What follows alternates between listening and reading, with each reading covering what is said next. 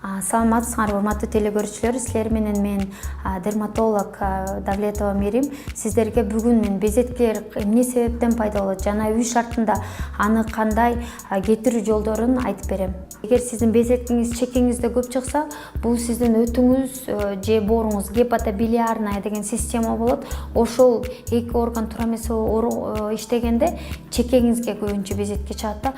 Эгер биздин эгибизге чыкса, айымдарыбыздыкы көбүнчө айымдарыбызга ээге чыгат. Бул деген жанагы мочеполовая система деп коет. Ошо жери туура эмес иштегенде алар гинекологко сөзсүз түрдө кайрылыш керек да. Эгер жаакка чыкса, бул гормоналдык фон туура эмес.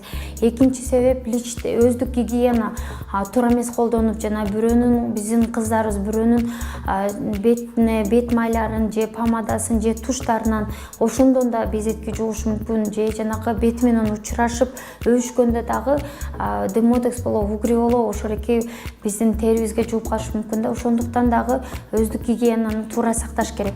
Сиз деген аны үй шартында сыкканда инфекцияны ошо каныңызга кетирип салышыңыз мүмкүн да. Анткени ал силер туура эмес сыкканда гной деген теринин үстүнө чыкпай бир жарым эле үстүнө чыгып, көбүнчөсү теринин астына кетет да. Андан да көп инфицирование болот. Анан тырмагыңыздын астында же колуңузда инфекция териңизге кирет. Андан да бетиңиз ошо безеткиси абдан көбөйүшү мүмкүн да. Жыпар жыттуу сабындар менен жуусаңыз, бетиңиздин жанагы сальный железалар деп коет, майды чыгарган бездер дагы абдан эле көп иштеп, бетиңиз андан бешбеттер май басып кетет да. Ошондуктан сиз баардык нерсе жанагы жуунуп аткан каражатты да колдонуп атканда запахы такыр, жыпар жыты такыр эле жок болгондорду колдонушуңуз керек. Баардык үйдө жанагы ромашка бар. Ошол ромашканы алсаңыз, бетиңиздин кызарганы дагы, бул өзү дагы антибактериальный эффекти да бар. Ошо бактерияларды дагы, бетиңизге чыккан бактерияларды өлтүрүп берет. Чөптөрдү алганда ар бир чөптүн өзүнүн даярдоо ыкмалары бар. Ошореки ыкмасын карап туруп даярдайлайсыз.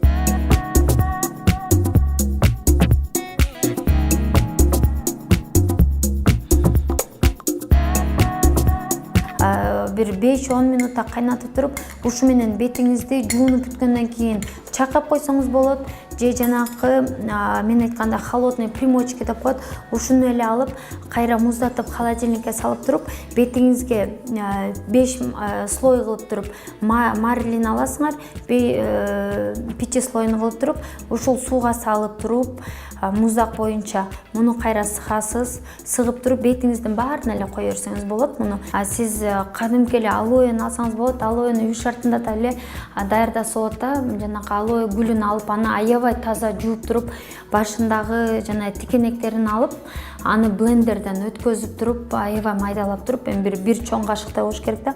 Ошону алып, бетиңизге крем катары же маска катары мындай калыңыраак слой менен сүкөп коюшуңуз керек, ровным слоем. Андан тышкары анын баарын жасаңыз келбесе, ошол атайын эле магазиндерден кадимки эле алоэнин сапаттуулары бар.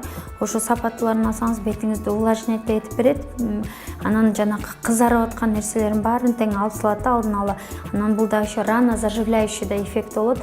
Безеткиңиз батыраак кетип, тактары азыраак калат. Мен айтып кеткен кеңештерим сизге пайдалуу болду деп ишенем. Көрүшкөнчө ден соолукта болуңуздар.